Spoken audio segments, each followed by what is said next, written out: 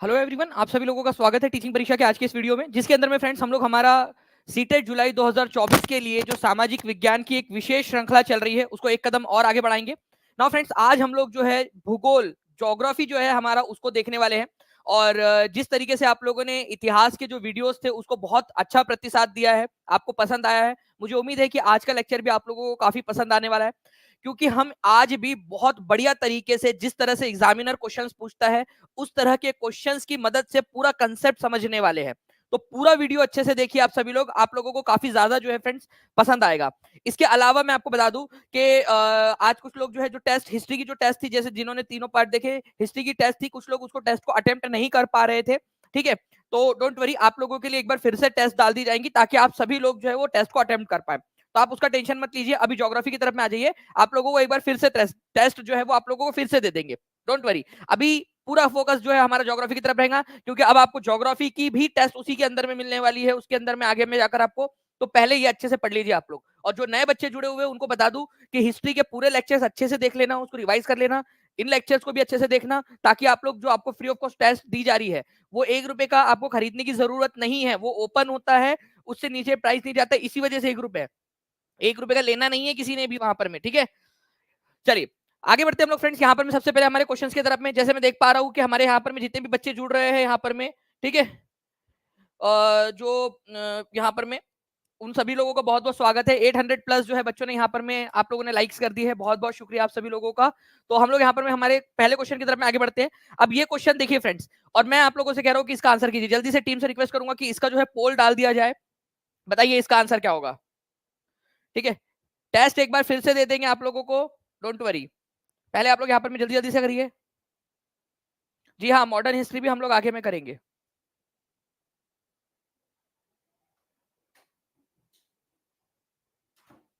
बहुत बढ़िया। देखिए फ्रेंड्स, आप लोगों ने आंसर्स करने स्टार्ट कर दिए हैं, और मैं चाहता हूं कि हर एक बच्चा पोल में यहाँ पर में आंसर कर दे, क्योंकि उससे ना एक पता चल जाएगा कि वो कितना अच्छे से इस चीज को देख रहा है। यहाँ पर मैं क्या बोला है, the sun, the moon and all those object shining in the night sky are planets. जो चंद्रमा है, सूर्य है, और सभी वस्तुएं जो आपको रात में आकाश में चमकती हुई दिखती है उन्हें ग्रह कहा जाता है, उनको प्लैनेट्स कहा जाता है, बोल रहा है। क्या ये सही है आप लोगों का?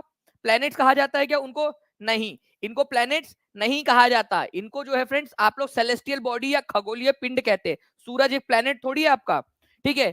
The sun is not a star, सूर्य एक तारा नहीं है भाई, सूर्य एक तारा है, ठीक है। एनसीईआरटी के 6वीं कक्षा की पहली जो चैप्टर है ज्योग्राफी का, उसी के अंदर में लिखा हुआ है, ठीक है। और आप लोगों का बेसिक नॉलेज आप लोग जो आप लोगों ने पढ़ा हुआ है, ठीक है, बचपन से भी। तो सन इज नॉट अ स्टार बोलकर यहाँ पर में इसको भी उसने गलत कर दिया है, ठीक है। अब आंसर जो है फ्रेंड्स मैं जैसे देख पा रहा हूँ 36% लोग जो है उन्होंने ए आंसर लगाया है, ठीक है। 17% लोगों ने बी आंसर लगाया है, 15% और 33%, 15 और 33, ठीक है, अप्रोक्सीमेटली, ठीक है, ये आंसर लगे हैं। अब आप बताइए यहाँ पर में इतना जो है इतना आंसर में एक तरफ झुकाव नहीं है आपका, दोनों के दोनों स्टेटमेंट गलत है। और आप लोगों से क्या पूछा था, इनकरेक्ट कौन सा है, इनकरेक्ट कौन सा है, आप लोगों से करेक्ट वाला पूछा ही नहीं था। जितने भी लोगों ने सी आंसर लगाया है, ठीक है, बोथ, या जिसमें लोगों ने वन आंसर लगाया है ए, जितने भी ये जो 32-33% लोग हैं जिन्होंने, अब आप यहाँ पर में चेंज होता जा रहा है स्टैटिस्टिक्स, आंसर जो है फ्रेंड्स डी होगा, क्योंकि आप लोगों से पूछा है रॉन्ग कौन सा है, ठीक है। पहले ही क्वेश्चन में मोए मोए हो गया आपका। तो देखा आप लोगों ने यहाँ पर में कि भाई इस तरीके से आप लोगों को मैं प्रैक्टिस कराऊंगा, पूरा लेक्चर देखना है, इसीलिए कह रहा हूँ पूरा आखिरी तक लेक्चर देखिए, सारे लेक्चर्स देखिए टीचिंग परीक्षा के ऊपर में, आप लोगों की बहुत अच्छे से प्रैक्टिस हो जाएंगी। जैसे एग्जामिनर आपको घुमाने की कोशिश करता है, बिल्कुल उसी तरीके से सारी की सारी, ठीक है। तो आंसर इसका डी होगा, क्योंकि गलत वाला पूछा आपसे और दोनों गलत है आप लोगों के, ठीक है। इसी वजह से आप लोगों का आंसर क्या होगा, जब दोनों के दोनों गलत है आप लोगों के, तो आंसर क्या होगा आप लोगों का, आंसर बोथ 1 और 2 होगा आप लोगों का आंसर, ठीक है भाई। आंसर क्या होगा, डी होगा क्या? जब आपसे गलत वाला पूछा है तो आंसर क्या होगा, अभी भी डी बोल रहे हैं यहाँ पर में, ठीक है। अरे आंसर क्या होगा आप लोगों का, डी बोला तो डी लगा रहे सारे के सारे लोग, ठीक है। फिर से वही चीज, जब डी बोला तो फिर से डी लगा रहे। अरे भाई आंसर बी होगा ना, आपका गलत वाला पूछा है, गलत वाला, दोनों के दोनों गलत है, ओके। तो यहाँ दोनों गलत है, तो बोथ 1 और 2 आंसर होगा आप लोगों का, बोथ 1 और 2। तो जितने भी लोगों ने ए आंसर लगाया वो गलत है, जिन्होंने लोगों ने यहाँ पर नाइदर नॉट लगाया वो भी गलत है, ठीक है। दोनों के दोनों गलत है। तो बी कितने लोगों ने आंसर लगाया था, जल्दी से बताया। सी कितने लोगों ने आंसर लगाया था यहाँ पर में, ऑप्शन नंबर सी। कितने लोग थे जिन्होंने सी आंसर लगाया था, क्योंकि बोथ आंसर आप लोगों का होना चाहिए यहाँ पर में, ठीक है। चलिए नाउ फ्रेंड नेक्स्ट हम लोग आगे बढ़ते हैं। यहाँ पर मैं आप लोगों को बता दूं कि जो सन है, मून है, और जो नाइट में चमकने वाली जितने भी आप लोगों के बॉडीज आपको दिखाई देती है आकाश में, वो सेलेस्टियल बॉडीज कहलाती है, खगोलीय पिंड कहलाती है। क्या कहलाती है? खगोलीय पिंड। पहले लिख दो ये एक बार आप लोग, सभी लोग जल्दी जल्दी से। उसके बाद में जो है फ्रेंड्स आप लोगों का जो है ऐसे बड़े बड़े ऑब्जेक्ट्स जिनके पास में अपनी खुद की हीट, खुद की जो है लाइट होती है, खुद की हीट, खुद की लाइट होती है, उनको स्टार्स कहा जाता है। उष्मा और खुद की गर्मी होती है, उनको तारे कहते हैं। और हमारा सूर्य भी एक प्रकार का तारा है, उसके पास खुद की रोशनी, खुद की उष्मा है, ठीक है। और जो दूसरे पिंड होते हैं जो तारों की रोशनी लेकर चमकते हैं, जैसे कि हमारा जो है हमारी पृथ्वी, ठीक है, तारों सूरज की गर्मी लेती है, सूरज की रोशनी लेकर चमकती है, ठीक है, तो वो ग्रह कहलाते हैं आपके। नाउ फ्रेंड जो लोग सेलेस्टियल बॉडीज की स्टडी करते हैं, खगोलीय पिंड, आपको अभी बताया ना कि जो आकाश में दिखने वाले पिंड होते हैं उनको सेलेस्टियल बॉडीज कहते हैं हम लोग। चाहे वो तारे हो, चाहे वो ग्रह हो, चाहे वो उपग्रह हो, चाहे कुछ भी हो, उनको हम क्या कहते हैं? खगोलीय पिंड कहते हैं। तो ऐसे लोग जो खगोलीय पिंड की स्टडी करते हैं उनको क्या कहा जाता है? उनको खगोल शास्त्री कहा जाता है, ठीक है, खगोल शास्त्री। ये भी एक आपको लोगों का क्वेश्चन बन गया कि जो लोग तारों की स्टडी करते हैं, तारों के बारे में या फिर ग्रहों के बारे में, खगोलीय पिंडों के बारे में स्टडी करते हैं, उनको खगोल शास्त्री कहा जाता है। ऐसे ही एक हमारे आर्यभट्ट नाम के भारत के प्रसिद्ध खगोल शास्त्री थे। उन्होंने ये पता लगाया था कि ग्रह और चंद्रमा, ठीक है, जो ग्रह होते हैं और जो चंद्रमा होते हैं उनके पास में खुद का प्रकाश नहीं होता, वो सूरज के प्रकाश से चमकते हैं। अभी इसके ऊपर में क्वेश्चन बनेगा आगे में, ध्यान रखना है आप लोगों ने, ठीक है, ये एक इंपॉर्टेंट पॉइंट है आप लोगों का। चलिए, तो आर्यभट्ट ने कहा था कि मून एंड प्लैनेट्स, ठीक है, रिफ्लेक्ट होते हैं सनलाइट से। नाउ फ्रेंड्स अब देखिए यहाँ पर मैं एक और क्वेश्चन आप लोगों का, इसको भी ध्यान से पढ़िए आप सभी लोग, ठीक है। चलिए जल्दी जल्दी से आप लोग यहाँ पर मैं लाइक एंड शेयर करते रहेंगे सेशन को, ताकि ऐसे ही आप लोगों को और भी बहुत सारे क्वेश्चंस करवाते रहे हम।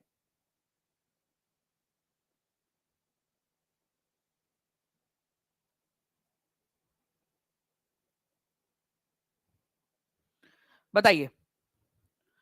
तो देखिए, जिन आकाशीय पिंडों की उष्मा, अपनी उष्मा और प्रकाश होता है, उन्हें तारा कहते हैं। वे गैसों से बने होते हैं, ठीक है।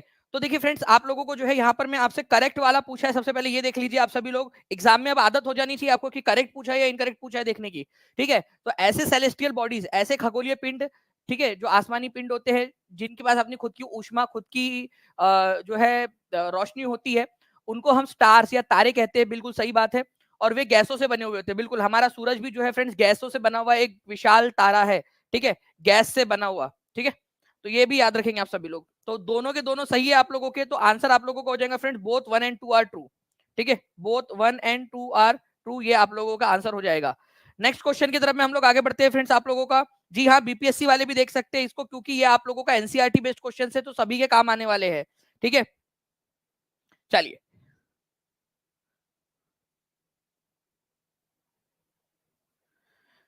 चलिए नेक्स्ट जो है फ्रेंड्स यहाँ पर मैं हमारे क्वेश्चन की तरफ में आगे बढ़ते हैं हम लोग। हमारा जो है नेक्स्ट क्वेश्चन है आप लोगों को, देखिए आप लोगों को पूरा पॉइंट बाय पॉइंट आपको याद करवा रहा हूं मैं। The various patterns formed by different group of stars is called milky way. तारों की विभिन्न आकृति द्वारा गठित अलग अलग समूहों को मिल्की वे कहा जाता है। क्या ये बात सही है? ठीक है। सप्तऋषि उर्सा मेजर नक्षत्र का एक हिस्सा है। ध्रुव तारा हमेशा आकाश में एक ही स्थिति में रहता है। एनसीईआरटी की लाइन से एनसीईआरटी के पॉइंट्स है। जल्दी से यहाँ पर मैं अगले जो है फ्रेंड 2 मिनट के अंदर में हर एक बच्चे ने एक एक जगह पे शेयर कर देना चाहिए, अपनी अपनी जिम्मेदारी समझ के। तब जो है यहाँ पर में और मजा आ जाएगा आप लोगों के लिए मेहनत करने में, ठीक है। चलिए शिखा जी, स्वागत है आपका भी। टेस्ट का रिजल्ट भी मिलेगा, डोंट वरी, अभी पहले अपन इधर में चल रहे थे अपन। देखिए, the various patterns formed by different groups of stars are called milky way. नहीं, उनको कॉन्स्टिलेशन कहा जाता है, नक्षत्र मंडल। मिल्की वे जो है वो तो हमारी आकाशगंगा, हमारी जो गैलेक्सी है उसका नाम है, ठीक है, मिल्की वे। तो जो अलग अलग पैटर्न्स बनते हैं, ठीक है, जैसे आप लोग यहाँ पर में देख सकते हो, आकाश में जो तारे हैं उनको आप एक दूसरे से जोड़ते जाओगे तो कोई ना कोई पैटर्न आपको दिखाई देगा। कोई भी पैटर्न आप अज्यूम कर सकते हो यहाँ पर में इन तारों को देखकर, ठीक है। तो ये जो पैटर्न्स आप लोग, डिफरेंट जो पैटर्न या डिफरेंट आकृतियां आप लोग इमेजिन करते हो ना, उनको आप क्या कहते हो? कॉन्स्टिलेशन इंग्लिश में, और हिंदी में इसको कहते हैं नक्षत्र मंडल, ठीक है, नक्षत्र मंडल कहते हैं। और ऐसे ही एक नक्षत्र मंडल का एग्जाम्पल है अर्सा मेजर, ठीक है, या जिसको उर्सा मेजर भी कई सारे लोग पढ़ते हैं, जिसको बिग बियर भी कहा जाता है, ठीक है, उर्सा मेजर या बिग बियर। ये एक कॉन्स्टिलेशन है, मतलब तारों का एक समूह जिसको ऐसे मिलाकर हम एक आकृति इमेजिन करते हैं। ठीक है, तो ये देख सकते हो आप लोग, ये इस प्रकार से जो है आप लोगों का चम्मच टाइप की आकृति को हम इमेजिन करते हैं यहाँ पर में, ये इस तरीके से इनको मिलाकर। ठीक है, इन 7 तारों को मिलाकर, तो इनको सप्तऋषि तारामंडल भी कहा जाता है। तो सप्तऋषि जो है फ्रेंड्स, ये 7 तारों का समूह है। ठीक है, जो मिलकर अर्सा मेजर या उर्सा मेजर बनाता है, जिसको बिग बियर कॉन्स्टिलेशन या बिग बियर नक्षत्र मंडल कहते हैं। ठीक है, ये सप्तऋषि तारामंडल आप लोगों को नॉर्थ स्टार या पोल स्टार को पहचानने में मदद करता है। कैसे? देखिए, यहां पर में ये जो तारे हैं आपके, ठीक है, इनकी मदद से आप एक आकृति बनाते हो। फिर इन आकृतियों के जो नीचे वाला हिस्सा है आपका, ठीक है, ये जो नीचे वाले 2 तारे, उनमें से एक सीधी रेखा खींचते हो, तो यहां पर में आपको पोल तारा दिखाई देता है, पोल स्टार, ध्रुव तारा, या फिर आप लोगों का जिसको नॉर्थ स्टार आप लोग कहते हो वो दिखाई देता है। तो आप सप्तऋषि तारामंडल की मदद से उत्तरी तारा, ध्रुव तारा जो है उसको पहचान सकते हो आप लोग। ध्रुव तारा जो है पहचानना इसलिए जरूरी क्योंकि वो एक ही दिशा में रहता है, हमेशा उत्तर दिशा में। तो हमें कौन सी दिशा उत्तर दिशा है, अगर हम रेगिस्तान में भटक जाए तो हमें सप्तऋषि तारामंडल की मदद से ध्रुव तारे को पहचान कर हम लोग उत्तर दिशा की ओर जा सकते हैं, अगर हमें उत्तर की तरफ में जाना है तो। ठीक है, तो ये याद रखना है आप लोगों ने फ्रेंड्स की यहाँ पर में तारों की विभिन्न आकृति द्वारा गठित अलग अलग समूहों को मिल्की वे कहा जाता है। क्या ये सही है? नहीं, उसको नक्षत्र मंडल कहते हैं आप लोग, नक्षत्र। ठीक है, नक्षत्र मंडल कहते हैं इसको, ये याद रखना है आप लोगों ने। कॉन्स्टिलेशन कहा जाता है। दूसरा, सप्तऋषि उर्सा मेजर नक्षत्र का हिस्सा है, ये सही है आपका। ध्रुव तारा हमेशा आकाश में एक ही स्थिति में रहता है, एक ही दिशा में रहता है, सही बात है, नॉर्थ दिशा में। पहला वाला गलत है, दूसरा तीसरा सही है, आंसर बी हो जाएगा। समझ में आया आप लोगों को? चलिए, कमलावती देवी बोल रहे क्यों पढ़े हो चक्कर में, कोई नहीं है दानिश सर के टक्कर में।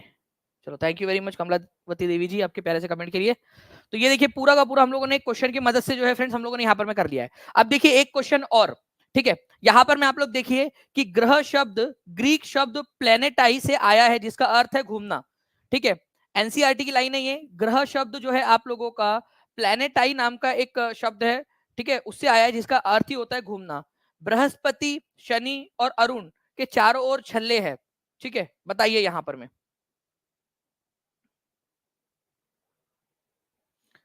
एग्जैक्टली exactly, जी पूजा जी, बिल्कुल। अगर आपने सारे वीडियोस अच्छे से देख लिए जो टीचिंग परीक्षा पर मैंने पढ़ाया है यहाँ पर में, तो आपके आराम से जो है वो आप जो है क्वेश्चंस को सारे सॉल्व कर लोगे, क्योंकि ये पूरा लाइन बाय लाइन आप देख रहे हो कि आपको एनसीईआरटी का पूरा पूरा पढ़ा रहा हूं मैं।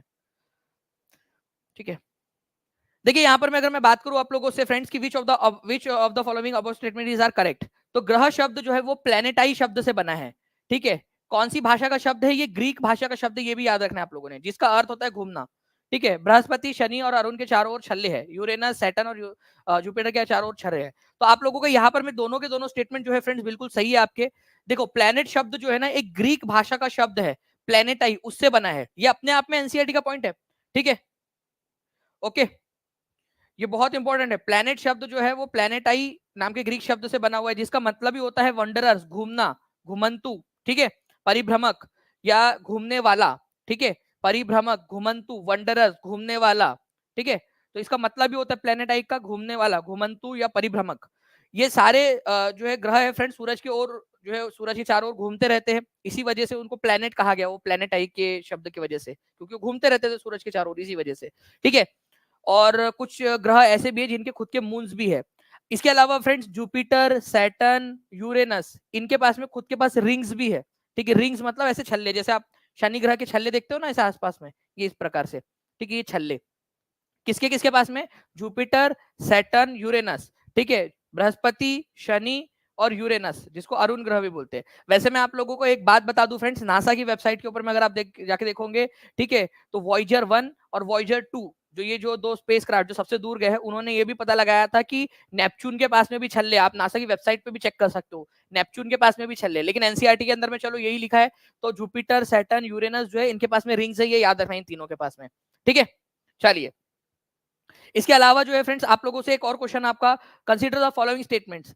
सूरज हमारे सोलर सिस्टम में कौन है? और ये क्वेश्चन आप लोगों से पूछा जाता है, बार बार पूछा जाने वाला प्रश्न है आप लोगों का। 1600 से ज्यादा बच्चे यहाँ पर मैं देख रहे हैं फ्रेंड्स। मैं चाहूंगा कि एक साथ सभी के सभी बच्चे जल्दी से सेशन को लाइक भी कर दीजिए। ठीक है, और जहां भी शेयर कर सकते शेयर जरूर कर देंगे फ्रेंड्स। सोशल आर्मी से मैं ये तो एक्सपेक्ट कर ही सकता हूँ, ईवीएस का जो है, मैं आप लोगों का ईवीएस का भी कंटेंट पढ़ाने वाला हूँ पूरा का पूरा एक क्लास के अंदर में, तो बने रहिए आप सभी लोग। और ईवीएस के लिए भी आप लोगों के लिए जरूर मैं श्वेता सिंह जी करवा दूंगा आपको। चलिए, तो देखिए फ्रेंड्स, सूरज तो है हमारे सोलर सिस्टम का हिस्सा, बिल्कुल सबसे बड़ा। 8 प्लेनेट है, 8 प्लेनेट के सैटेलाइट्स है, ठीक है। फिर कई सारे एस्टेरॉइड है। एस्टेरॉइड बेल्ट आपको पता है कौन से 2 ग्रहों के बीच में घूमते रहते हैं एस्टेरॉइड, ठीक है। ये मंगल ग्रह है और ये बृहस्पति ग्रह है, तो उनके बीच में ये एस्टेरॉइड ग्रह, एस्टेरॉइड बेल्ट है। मीटियोरॉइड है जो इधर उधर घूमते रहते हैं, उल्का पिंड कभी कभी हमारी पृथ्वी पर भी आकर गिर जाते हैं। तो ये सारे के सारे क्या है फ्रेंड्स, हमारे सोलर सिस्टम का पार्ट है। तो D is the answer, all of the above. 84% लोगों ने बिल्कुल सही आंसर लगाया है, ठीक है।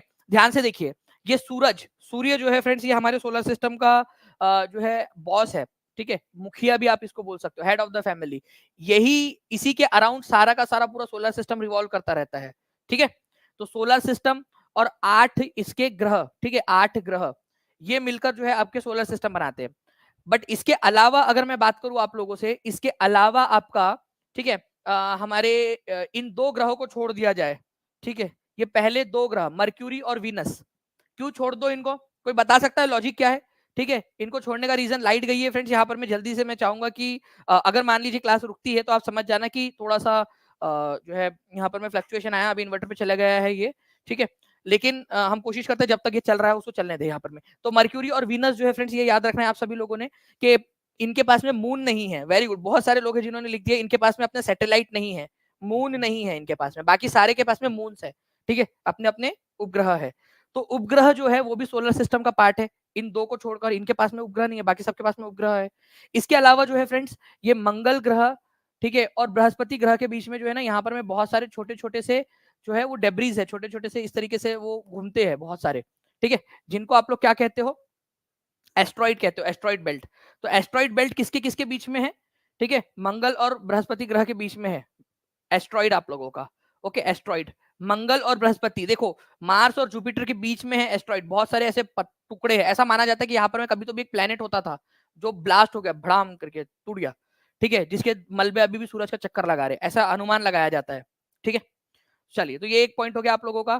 तो एस्ट्रॉइड और मीटियोरॉइड क्या होते हैं, इसी के छोटे टूटे हुए टुकड़े होते हैं जो इधर उधर बिखर गए पूरे सोलर सिस्टम में। एस्ट्रॉइड के, एस्ट्रॉइड से छोटे होते हैं, मीटियोरॉइड एस्ट्रॉइड से छोटे होते हैं। अभी पढ़ने में और मजा आएगा दोस्तों, लाइक एंड शेयर करते रहे। तो शिखा जी बोल रहे हैं कि जल्दी जल्दी से लाइक एंड शेयर करते रहे, तो सभी लोग जल्दी जल्दी से करते रहेंगे, ठीक है। Sun is about 1500 million kilometre away from the earth, ठीक है।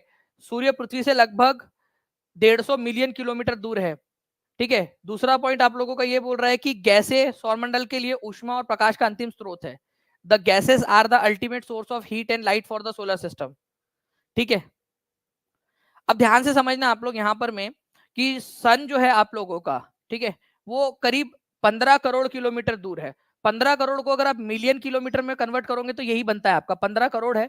इसको आप लोग अगर कन्वर्ट करोगे इसके अंदर में तो यही बनने वाला है आपका 15 मिलियन किलोमीटर, ठीक है, 15 मिलियन किलोमीटर। तो 15 मिलियन किलोमीटर अवे है सन जो है अर्थ से हमारा सूर्य, ये याद रखना है आप सभी लोगों ने। पहला वाला बिल्कुल सही है, ठीक है, याद रख लीजिए सभी के सभी लोग। ओके, 15 मिलियन किलोमीटर की जगह पे क्या आ सकता है, जल्दी से लिखो आप लोग, मेरे लिखने के पहले लिख दो। 15 मिलियन किलोमीटर की जगह पे क्या आ सकता है, 15 करोड़ किलोमीटर भी आ सकता है, क्योंकि 15 मिलियन किलोमीटर बोलो या 15 करोड़ किलोमीटर बोलो एक ही बात है वो, ठीक है। गैसें सौर मंडल की ऊष्मा का अंतिम स्रोत है नहीं, सूर्य जो है फ्रेंड्स ये सौर मंडल के अंदर में जो है ऊष्मा और प्रकाश का अंतिम स्रोत है। गैसें कैसी होंगी, गैसेस कैसी होंगी, सूर्य होगा ना वो तो आप लोगों का, ठीक है। तो सेकंड वाला आप लोगों का गलत है। सेकंड क्यों गलत है, क्योंकि यहाँ गैसेस बोल रहा है जबकि सूर्य होना चाहिए था वहां पर में। सूर्य जो है वो अंतिम स्रोत है, सूरज से ही रोशनी मिल रही है, सूरज से ही गर्मी मिल रही है आप लोगों को, ठीक है। तो सूरज एकमात्र स्रोत है हमारे सोलर सिस्टम का, गर्मी का और उष्मा का, गर्मी का और प्रकाश का। तो आंसर आप लोगों से क्या पूछा है यहाँ पर में, सही वाला पूछा है, तो आंसर होगा आपका ऑप्शन नंबर ए, ओनली वन, ठीक है। तो इस तरीके से इसको याद रखना आप लोगों ने। तो आंसर ऑप्शन नंबर ए हो जाएगा आपका। तो देखिए सोलर सिस्टम का सेंटर क्या है, सोलर सिस्टम का सेंटर हमारा सूर्य है, एक बड़ा सा तारा है, और इसी ने हमारे पूरे के पूरे सोलर सिस्टम को पकड़ के रखा है। ये क्वेश्चन आया था कि पृथ्वी ने हमारे पूरे सोलर सिस्टम को पकड़ के रखा है, वो स्टेटमेंट गलत था। क्यों, क्योंकि पूरे सोलर सिस्टम को किसने पकड़ के रखा है, सूरज ने पकड़ के रखा है, सूरज के पुलिंग फोर्स ने। Ultimate source of heat and energy in the solar system sun है, ठीक है, ये याद रखना है आप सभी लोगों ने। नाउ फ्रेंड्स सूरज कितना किलोमीटर दूर है, तो ये याद रखना है आप लोगों ने फ्रेंड्स 15 मिलियन किलोमीटर, जिसको आप 15 करोड़ किलोमीटर भी बोल सकते हैं। ये मिलियन 93 मिलियन माइल्स, माइल्स में याद रखने की जरूरत नहीं है आप लोगों को, ठीक है, ये माइल्स में याद रखने की आप लोगों को जरूरत नहीं है, आपको 15 किलोमीटर में से किलोमीटर में ही याद रखना है आप लोगों ने, ठीक है, 150 मिलियन किलोमीटर या 15 करोड़ किलोमीटर जो भी आप बोल रहे हैं। अच्छा, लाइट की एक स्पीड होती है, ठीक है, लाइट की अपनी एक स्पीड होती है, लाइट ऐसा नहीं है कि यहां से निकली और अचानक से पहुंच गई यहां पर में, लाइट की स्पीड है 3 लाख किलोमीटर प्रति सेकंड की। तो सूरज और पृथ्वी के बीच की दूरी इतनी ज्यादा है, इतनी ज्यादा है कि लाइट को भी यहां से यहां तक पहुंचने में लगभग 8.3 मिनट लग जाते हैं, ठीक है, 8.3 मिनट, ठीक है, इसको आप लोग 8 मिनट 20 सेकंड बोल सकते हो, ठीक है, 8 मिनट 20 सेकंड से 8 मिनट 17 सेकंड के बीच का वेरी करता है, क्योंकि सूरज से पृथ्वी की दूरी जो है वो बढ़ती घटती रहती है लगभग। तो ये हम ऑन एन एवरेज इसको 8.3 मिनट या 8 मिनट 20 सेकंड मानते हैं इसको, ठीक है, ये याद रखना है आप सभी लोगों ने। 8 पॉइंट, ठीक है, 3 मिनट, 8.3 मिनट, और अगर आप इसको सेकंड में गिनना चाहते हो तो 8 मिनट 20 सेकंड हो जाएगा वो, ठीक है। चलिए चलिए, तो ये आप जो है फ्रेंड्स इसको थोड़ा सा याद रख लेंगे। Light travel at the speed of around 3 lakh kilometre पर सेकंड, 3 लाख किलोमीटर पर सेकंड, फिर भी जो है फ्रेंड्स अबाउट 8 मिनट के लगभग का समय उसको लग जा रहा है पृथ्वी तक पहुंचने में, तो कितनी बड़ी बात है। ये क्वेश्चन देखिए आप लोग इसका आंसर करेंगे सभी, और हर एक बच्चा इस पर्टिकुलर क्वेश्चन का आंसर करेगा। और जब तक जो है फ्रेंड्स आप सभी लोग जितने भी लोग हैं लाइक एंड शेयर जरूर करते रहे सभी लोग, ताकि ऐसे ही और भी क्वेश्चंस आपको करवाते रहे।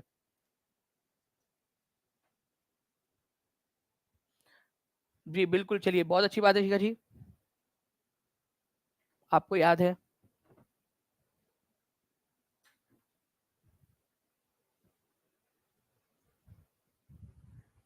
देखिए अगर मैं बात करूं फ्रेंड्स आप लोगों से यहाँ पर मैं इस पर्टिकुलर क्वेश्चन की, ऑनलाइन शीट में आया हुआ क्वेश्चन है आप लोगों का, इसके अंदर में बोला है कि सौरमंडल के संदर्भ में कौन सा वाला कथन सही है। तो सन, 8 प्लेनेट, सैटेलाइट, यही क्या सोलर सिस्टम बनाते हैं। सूर्य, 8 प्लेनेट, सैटेलाइट, एस्ट्रॉइड, मीटेरोइड, ठीक है। तो 10 प्लैनेट्स जो बोल रहा है इसको तो काट दो आप लोग, 10 प्लैनेट्स जो बोल रहा है इसको तो काट दो, 10 नहीं 8 प्लैनेट है, तो सी तो आंसर हो ही नहीं सकता। Sun, planet form the solar system, नहीं, केवल सूर्य और ग्रह नहीं, बाकी और भी चीजें हैं, ठीक है। तो आंसर क्या हो जाएगा, सन, 8 प्लैनेट, उनके सैटेलाइट, फिर बाद में एस्ट्रॉइड। एस्ट्रॉइड कौन से दो ग्रहों के बीच में घूमते हैं, ये जल्दी से एक बार बताइए मेरे को, मैं बार बार रिवाइज करवाना चाहता हूँ आप लोगों को ताकि आपको याद हो जाए, ठीक है। जल्दी जल्दी बताइए, एस्ट्रॉइड्स कौन से दो ग्रहों के बीच में घूमते हैं, एस्ट्रॉइड्स, ठीक है। उसके बाद में मीटियोरॉइड जो है आप लोगों के एस्ट्रॉइड के ही टूटे हुए टुकड़े हैं जो कभी कभार पृथ्वी पे भी गिर जाते हैं, ठीक है। तो आंसर आपका होगा ऑप्शन नंबर बी, ठीक है।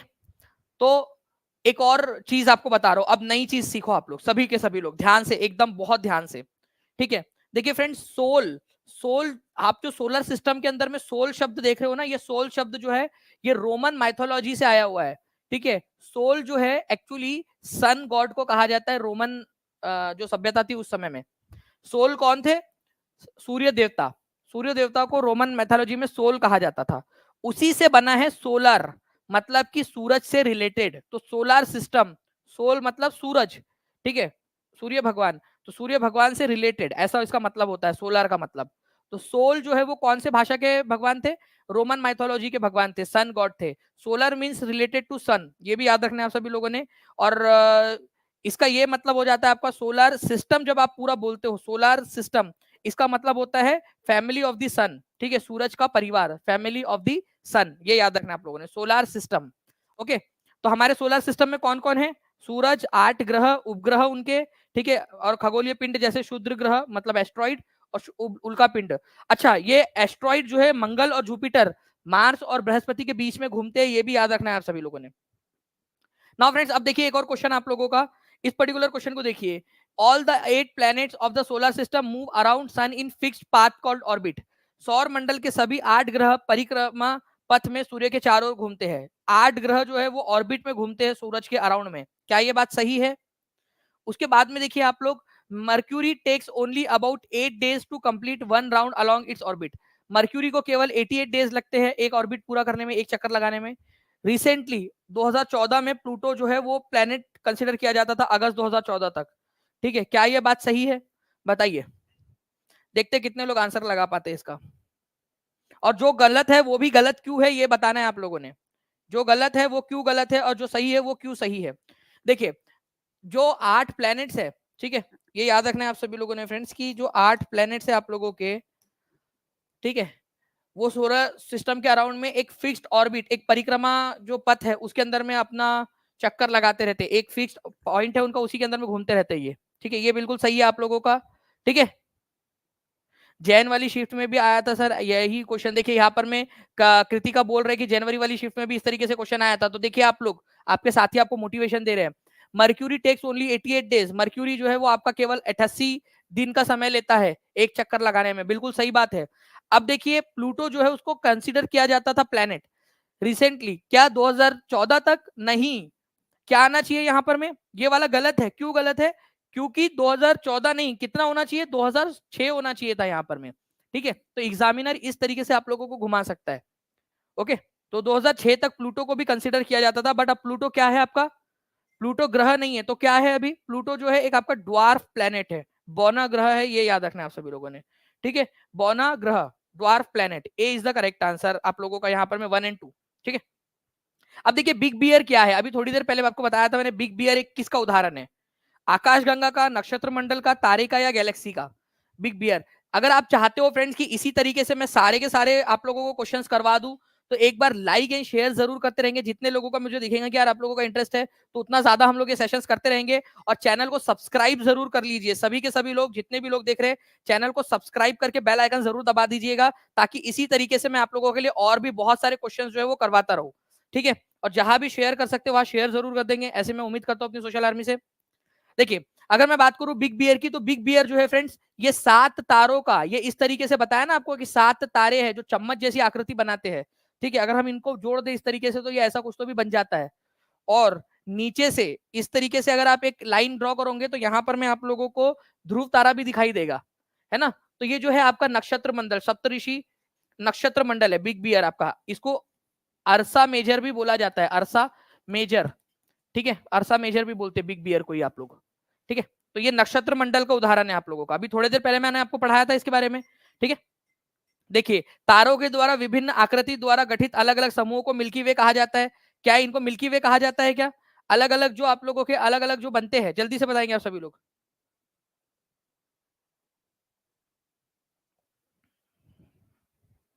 बताइए, जो अलग अलग आप लोगों के, ठीक है, जो समूह बनते हैं, जो आकृतियां बनती है, उसको मिल्की वे कहते हैं कि नहीं, उनको कॉन्स्टिलेशन नक्षत्र कहते हैं, नक्षत्र, अभी आपको बताया ना नक्षत्र मंडल कहा जाता है उनको। देखो पूरा रिवीजन, जितनी रिवीजन हो सकती है ना हर एक तरीके से रिवीजन करवा के याद करवा दूंगा आपको, ठीक है। तो इनको कॉन्स्टिलेशन कहते हैं, कॉन्स्टिलेशन, कॉन्स्टिलेशन कहा जाता है, तो पहला वाला गलत है। सप्तऋषि एक अर्सा मेजर कॉन्स्टिलेशन का पार्ट है, अभी आपको बताया। नॉर्थ स्टार जो है आपका एक ही जगह पे रहता है, तो revision is the key to success, सभी लोग लिख देंगे, ठीक है, revision is the key to success, जितना ज्यादा रिवीजन करोगे उतना ज्यादा फायदे में रहोगे, ठीक है। चलिए 1900 से ज्यादा बच्चे जुड़ चुके हैं फ्रेंड्स, यहाँ पर में आप लोगों का आंसर हो जाएगा यहाँ पर में 2 और 3, ठीक है, B is the correct answer, okay. चलिए पोल स्टार हमेशा एक ही दिशा में रहता है, कौन सी दिशा में रहता है पोल स्टार, जल्दी से बता दीजिए आप सभी लोग, ठीक है, बिल्कुल यूपीएससी लाइव जी, बिल्कुल सही कह रहे हो आप, ठीक है। तो गैलेक्सी जो है फ्रेंड्स क्या होती है आपकी, गैलेक्सी जो है ये बिलियंस ऑफ स्टार्स, ठीक है, करोड़ों जो तारे होते हैं, ठीक है, उनका समूह होता है, उसके अंदर में डस्ट गैसेस सब भरी हुई होती है।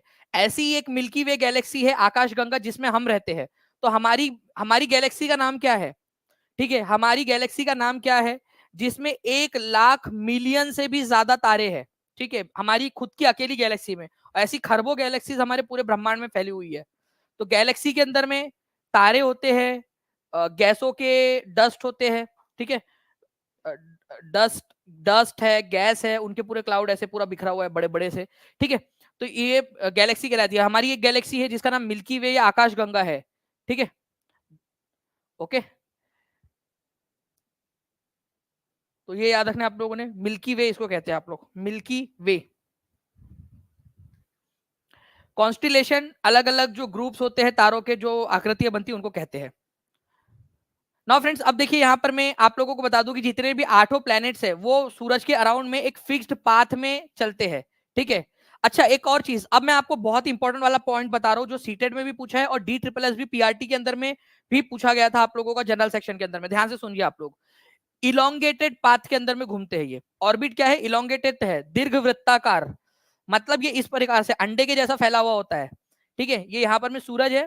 ठीक है, ये ऐसा नहीं है कि पूरा गोल, ऐसा आप लोगों का ऐसा पूरा गोल है और ऐसे इसके अराउंड में घूम रहे, ऐसा नहीं। ऐसा दीर्घवृत्ताकार होता है, मतलब ऐसा अंडे जैसा घूम वो होता है आपका, इसका जो पाथ होता है या ऑर्बिट होता है। ठीक है, ये याद रखना आप लोगों ने, अंडे की तरह होता है, दीर्घवृत्ताकार, इलोंगेटेड पाथ।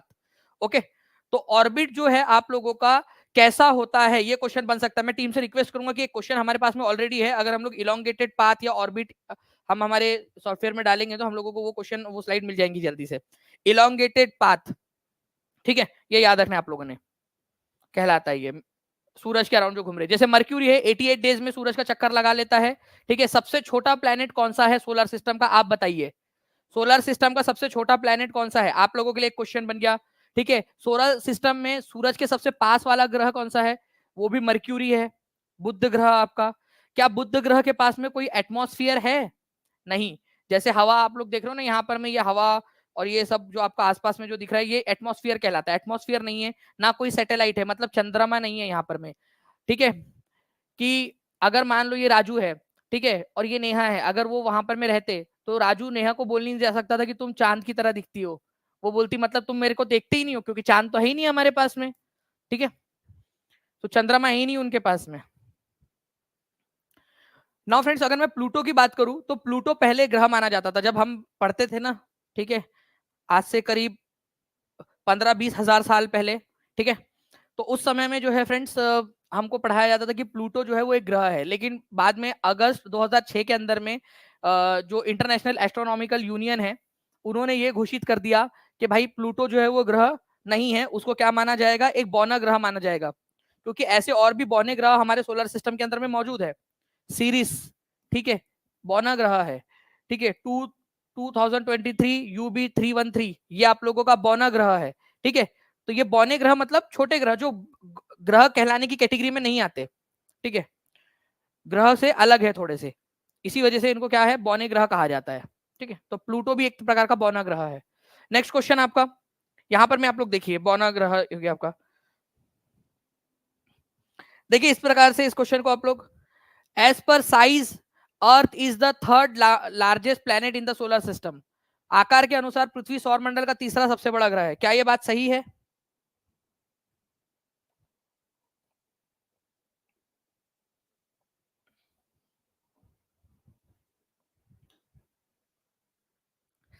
क्या यहाँ पर मैं जितने 1900 बच्चे देख रहे हैं, क्या एक साथ सभी के सभी अपनी अपनी जिम्मेदारी निभाकर, एक साथ अपने सारी जिम्मेदारी निभाकर इसको 2000 क्रॉस नहीं करा सकते? सभी के सभी बच्चे एक साथ हर एक ग्रुप के अंदर में शेयर कर देंगे, जहां भी आपका पॉसिबल है, हर एक जगह पे। देखिए फ्रेंड्स, अगर मैं बात करूं as per size earth is the third largest planet, नहीं। अर्थ जो है फ्रेंड्स ये फिफ्थ लार्जेस्ट प्लेनेट है, 5वें नंबर का सबसे बड़ा ग्रह है, पहली बात तो ये याद रखना है।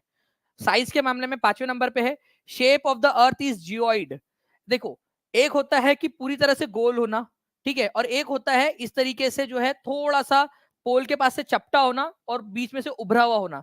तो हमारी पृथ्वी थोड़ी सी चपटी है पोल के पास से और बीच में से ऐसी उभरी हुई है। ठीक है, इसी वजह से हमारे पृथ्वी को एक स्पेशल नाम दिया गया, उसके शेप को जियोइड। ठीक है, जिसको हम लोग भू आब भी कहते हैं, जियोइड आ सकता है, या फिर आप लोगों का जो है अगर ज्यादा ही हिंदी का कीड़ा काटा हुआ होगा एग्जामिनर को, तो वो भू आभ भी दे सकता है आप लोगों को, भू आभ। ठीक है, ये याद रखना है आप लोगों ने, भू आभ, हिंदी में इसको भू आभ भी कहते हैं, ये भी याद रखना है आप लोगों ने। ओके, तो दोनों के दोनों यहाँ पर में क्या है, आप ये वाला गलत है और ये वाला आप लोगों का सही है। पृथ्वी के आकार को जियोइड कहा जाता है, भू आभ कहा जाता है। आपसे करेक्ट वाला पूछा है तो आंसर आपका 2 होगा यहाँ पर में। तो एग्जामिनर जैसे आप लोगों को कंफ्यूज कर सकता है, हर एक तरीके से कंफ्यूज करने की कोशिश की जा रही है। देखो, साइज के मामले में अगर मैं बात करूं तो पृथ्वी कितने नंबर का ग्रह है, 5वें नंबर का। लेकिन सूरज से दूरी के मामले में कितने नंबर का ग्रह है, सूरज से दूरी के मामले में तीसरे नंबर का है। देखो, सूरज से दूरी के मामले में तीसरे नंबर का है, लेकिन साइज के मामले में अगर मैं बात करूं, लार्जेस्ट के साइज के मामले में, तो साइज के मामले में 5वें नंबर का है। दोनों में क्लियर हुआ? देखो, दूरी और साइज एक बार जल्दी से लिख दो यार, मेरे को आप लोगों पे पूरा भरोसा है, आप लोग भसड़ मचा दोगे नहीं तो। दूरी के मामले में तीसरे नंबर पे, साइज के मामले में 5वें नंबर पे। ठीक है, ये एकमात्र प्लेनेट है जहां पर में जो है आपका लाइफ के सबूत मिलते हैं, लाइफ मौजूद है। अब कोई यहाँ पर में ये नहीं बोल सकता कि मेरे जो है उसके मम्मी जो है उसके लिए लड़का ढूंढ रहे और लड़का जो है यहाँ पर में मंगल ग्रह के अंदर में इंजीनियर है। ठीक है, है क्या? या फिर शनि ग्रह के ऊपर में वो जो है वो छल्लों की मरम्मत करने का उसके पास में कॉन्ट्रैक्टेड ठेकेदार है वो। अरे वहां नहीं है लाइफ, एकमात्र है हमारी पृथ्वी जहां पर में जीवन है। ठीक है, ये याद रखना है आप लोगों ने। तो एकमात्र जगह जहां पर में जीवन उपलब्ध है वो है हमारी पृथ्वी। और यही जो है हमारे पृथ्वी को क्या करता है, एक यूनिक प्लेनेट बनाता है। ठीक है, एक यूनिक प्लेनेट बनाता है क्योंकि लाइफ को सस्टेन करने वाली एकमात्र जगह हमारे पृथ्वी पर ही मौजूद है। ठीक है, पानी है, इसको ब्लू प्लेनेट भी कहा जाता है, नीला ग्रह। क्यों? क्योंकि ये पृथ्वी, हमारी पृथ्वी 71% हिस्सा पृथ्वी का पानी है। ये आप देख सकते हो यहाँ पर में 71% हिस्सा जो है, ठीक है, पानी है। बाकी का जो 29% है वो भूमि है। ठीक है, तो 71% हिस्सा पानी है। अच्छा, हमारी पृथ्वी का शेप क्या है? अभी आपको बताया ना मैंने, भू आब है। क्यों है? क्योंकि हमारी पृथ्वी जो है ना, यहाँ से पोल के पास से थोड़ी सी चपटी है। ठीक है, चपटी है, और यहाँ से थोड़ी सी उभरी हुई है, पोल के पास से थोड़ी सी उभरी हुई है। आप देख नहीं पाओगे उसको, क्योंकि ऑब्वियसली बात है, बड़ा है पृथ्वी का साइज बहुत ज्यादा। लेकिन जस्ट आप सोचिए थोड़ा कि यहाँ से वो थोड़ा चपटा है। ठीक है, यहाँ से चपटी है। ठीक है, और यहाँ से उभरी हुई है थोड़ी सी। तो एक स्पेशल प्रकार का शेप बन जाता है जिसको हम लोग जियोइड या फिर भू आब कहते हैं। ठीक है, जियोइड या फिर भू आब उसको कहा जाता है, जियोइड या फिर भू आब। ठीक है, देखो घूमने भी लग गई पृथ्वी हमारी अभी। चलिए, अच्छी बात है। ठीक है, ये याद रखना है आप लोगों ने। हमारे पृथ्वी के पास में कितने चंद्रमा है? ठीक है, हमारे पृथ्वी के पास कितने चंद्रमा है कि तुम मुझे चांद की तरह लगती हो? ऑब्वियसली बात है, एक ही है, इसी वजह से तुम बोल पाते हो। ठीक है, तो हमारी पृथ्वी के पास में एक ही चंद्रमा है, एक, हमारा चंदा मामा। ठीक है, तो ब्लू प्लेनेट कहा जाता है क्योंकि हमारे पृथ्वी के पास में जो है फ्रेंड्स, जो है पानी, और पानी 71% हिस्से के ऊपर में पानी है, जिसको आप लोग लगभग लगभग 2/3 बोल सकते हो, 2/3। ठीक है, 2/3 हिस्से के ऊपर में पानी है हमारे पृथ्वी के ऊपर में। हमारी पृथ्वी को सूरज का चक्कर लगाने में लगभग कितने दिन लगते हैं? लगभग बात कर रहा हूं मैं। ठीक है, एक्सेप्शन नहीं, लगभग। ठीक है, 365। और एक दिन, मतलब अपना पूरा एक ऐसा चक्कर लगाने में एक दिन लगता है, जिसको हम एक दिन कहते हैं, पृथ्वी दिवस। ठीक है, अच्छा, हमारे पृथ्वी के सबसे पास वाला ग्रह सबसे पास वाला तारा कौन सा है?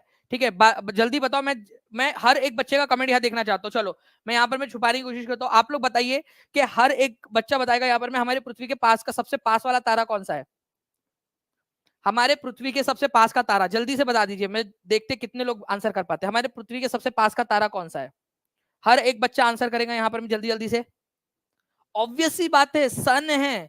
ठीक है, आपको पता है, लोग जब इसको मॉक टेस्ट वगैरह के अंदर में इसका क्वेश्चन पूछे जा रहे हैं ना, तो कई सारे कुछ बच्चे पता है वो भी गलत करते हैं ऐसे, या उनको ऐसे कम्युनिटी पोस्ट में क्वेश्चन दे दिया जाए, उसमें भी गलत करते हैं। तो सब, सूरज हमारे पृथ्वी का सबसे पास वाला तारा है। ठीक है, ये याद रखना है आप लोगों ने। ठीक है, नियरेस्ट स्टार हमारे पृथ्वी का, हमारा सूरज, ऑब्वियस से बात है भाई, वही तो है सबसे पास वाला तारा। ठीक है, उसके बाद में जो है फ्रेंड्स, हमारे को जो है, हम अगर हम लोग अर्थ को देखेंगे मून पर से, ठीक है, it will appear to be shining just as moon. जैसे आप यहां से चांद को देखते हो तो आपको चांद चमकता हुआ दिखता है, वैसे ही अगर आप मान लो कि चंद्रमा पे चले गए आपको, ठीक है, आपको चंद्रमा पे भेज दिया हमने, ठीक है, अब आप वहां से पृथ्वी को देखोगे तो पृथ्वी आपको चमकती हुई दिखाई देगी इस प्रकार से। ठीक है,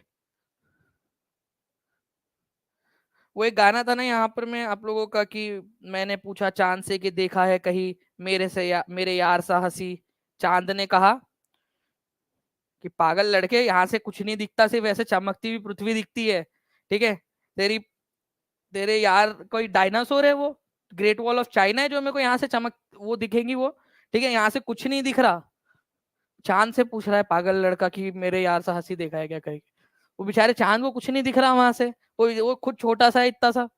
ठीक है, 1/6 है हमारे पृथ्वी का भाग का वो पूरा। ठीक है, अर्थ एक यूनिक प्लेनेट है आप लोगों का सोलर सिस्टम का, क्योंकि ये एकमात्र प्लेनेट है जहां पर में फेवरेबल कंडीशन है।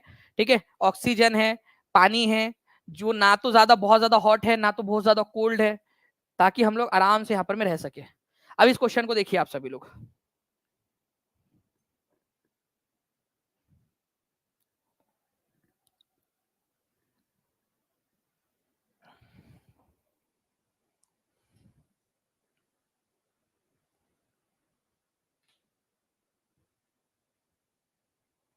चलिए, देखिए फ्रेंड्स, यहाँ पर मैं असर्शन जो है, mercury takes only about 8 days to complete one round around along its orbit as it is nearest to the sun।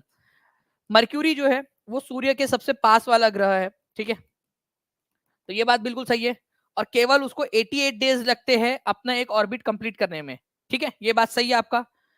देखिए सारे के सारे जो प्लैनेट्स है, ऑल द 8 प्लैनेट्स, ठीक है, all the 8 planets of the solar system move around the sun in fixed elongated path called orbit. जो सूरज के अराउंड में एक पाथ, एक जो एक उनका रास्ता है, ठीक है, जिसके अराउंड घूमते रहते हैं, उसको क्या कहते हैं ये लोग? ऑर्बिट कहते हैं। ये भी याद रखना है आप लोगों ने, ऑर्बिट कहा जाता है उसको, ऑर्बिट। ठीक है, जो जिस रास्ते के ऊपर में घूम रहे हैं ना ये, उसको क्या कहते हैं? ऑर्बिट कहते हैं, ये याद रखेंगे। तो आप लोगों का आंसर देखिए ध्यान से। मर्क्यूरी जो है उसको 88 डेज लगते हैं, क्योंकि वो सबसे पास वाला ग्रह है। 88 डेज के अंदर में, केवल 88 डेज के अंदर में, देखो यहाँ केवल शब्द आया, ओनली 88 डेज के अंदर में वो क्या करता है? अपना एक चक्कर पूरा कर लेता है, क्योंकि वो सूरज के सबसे पास में है। सारे के सारे प्लेनेट जो है वो क्या करते हैं? एक इलोंगेटेड पाथ के अंदर में घूमते हैं। ये सूरज है मान लीजिए, तो इस तरीके से घूम रहे हैं उसके अराउंड में, ठीक है, इस तरीके से घूम रहे हैं। तो जो सबसे पास रहेगा वो सबसे जल्दी अपना चक्कर पूरा करेगा, जो उससे दूर रहेगा वो थोड़ा ज्यादा समय लेगा, जो और उससे दूर रहेगा वो थोड़ा और ज्यादा लंबा समय लेगा। तो all the 8 planets of the solar system move around the earth, move around the sun in fix elongated path called orbit. ठीक है, एक ऑर्बिट के अंदर में घूमते हैं। ठीक है, तो फ्रेंड्स यहाँ पर में दोनों के दोनों पॉइंट्स जो है वो बिल्कुल सही है आपके, और आर जो है वो करेक्ट एक्सप्लेनेशन है ए का। कि देखो मर्क्यूरी जो है वो सबसे पास है, इसी वजह से केवल 88 डेज के अंदर में वो अपना ऑर्बिट जो है वो कंप्लीट कर लेता है, सबसे पास में है। क्यों? क्योंकि सारे के सारे प्लैनेट्स क्या होते हैं? वो इलेंगेटेड, एक फिक्स्ड पाथ में अपना ऑर्बिट कंप्लीट करते हैं। ठीक है, अगर इनका फिक्स्ड पाथ नहीं होता तो क्या मर्क्यूरी 88 डेज में कंप्लीट कर पाता? कभी 88 डेज में करता, कभी 100 दिन में करता, कभी 50 दिन में करता, तो कभी 200 दिन में करता, तो कभी 100 साल में करता। उनका एक फिक्स्ड इलोंगेटेड पाथ है, एक फिक्स्ड पाथ है। ठीक है, एक जो है यहाँ पर में निश्चित दीर्घ वृत्ताकार पथ है, जिससे कक्षा कहते हैं। तो अपनी कक्षा में घूमते हैं सारे के सारे आठों ग्रह। इसी वजह से जो है फ्रेंड्स आंसर इसका ऑप्शन नंबर ए होगा। Both A and R are true, and R is the correct explanation of A, कि why Mercury takes only 88 days and it is nearest to the sun, though it takes only 88 days to complete its orbit around the sun. Okay, चलिए, तो बहुत बढ़िया friends यहाँ पर मैं, और मैं जैसे देख पा रहा हूँ मेरे सोशल आर्मी के काफी सारे बच्चे हैं जो दूसरे लोगों को मोटिवेट कर रहे हैं कि सेशन को लाइक एंड शेयर करते रहे। तो बहुत बहुत शुक्रिया उन सभी सोशल आर्मी के मेंबर्स का, टीचिंग परीक्षा की सोशल आर्मी के मेंबर्स का, दानिश सर की सोशल आर्मी के मेंबर्स का, जो लोग जो है फ्रेंड्स कंटिन्यूअसली सेशन को लाइक एंड शेयर करने के लिए कह रहे हैं और सब्सक्राइब करवा रहे बच्चों से चैनल को। बहुत बहुत शुक्रिया आप सभी का। चलिए, तो देखिए फ्रेंड्स इस तरीके से इलोंगेटेड पाथ के अंदर में घूमते हैं सारे के सारे। कौन सा वाला पाथ है एक बार लिखो, जो लोग इंग्लिश में पढ़ रहे हैं वो इंग्लिश में लिख दीजिए, इलोंगेटेड पाथ में घूम रहा है। मैं बता रहा हूं आपको, ये DSSS में आया था क्वेश्चन, दीर्घ वृत्ताकार। ठीक है, दीर्घ वृत्ताकार कक्षा में घूम रहे हैं। ठीक है, याद रखना है आप सभी लोगों ने। नाउ नेक्स्ट क्वेश्चन की तरफ में आगे बढ़ते हैं हम लोग।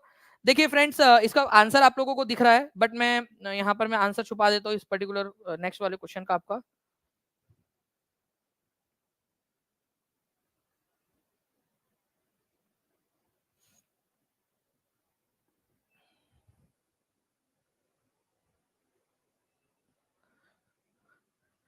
देखिए, आप एक स्कूल के टीचर बन गए हो, ठीक है, ये आप हो, ठीक है, ये आप, ये आपके बाल, ये आपके कान, ये आपकी नाक, और ये आप, ठीक है, खुश एकदम टीचर बन गए।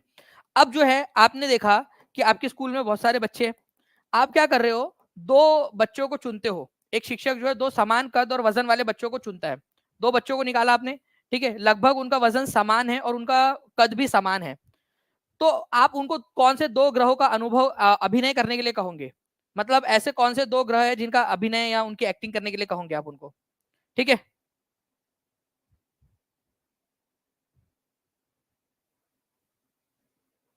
जल्दी जल्दी से बताइए इस पर्टिकुलर क्वेश्चन का आंसर। तो देखिए, अगर दो समान कद और समान वजन, तो आपको पता है कि same size and same shape जो है वो आप लोगों का आपका जो कौन सा हो जाएगा यहाँ पर में आप लोगों का फ्रेंड्स, ठीक है, इसके अंदर में समान कद और समान जो है यहाँ पर में इसका लगभग लगभग,